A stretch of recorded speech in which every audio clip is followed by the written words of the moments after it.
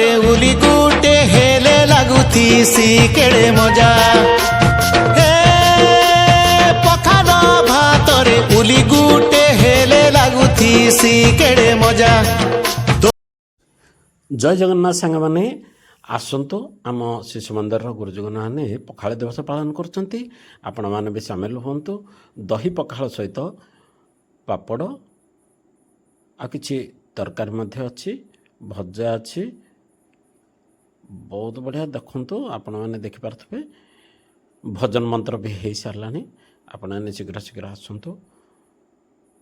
ଏହି ପଖାଳ ଦିବସରେ ପଖାଳ ଖାଇବା ଆରମ୍ଭ ହେଇଯାଉଛି।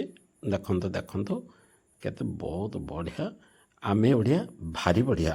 ଜୟ ଜଗନ୍ନାଥ। ଆସିବେ ତ ଶୀଘ୍ର ଆସନ୍ତୁ ଆପଣଙ୍କ ଅପେକ୍ଷାରେ।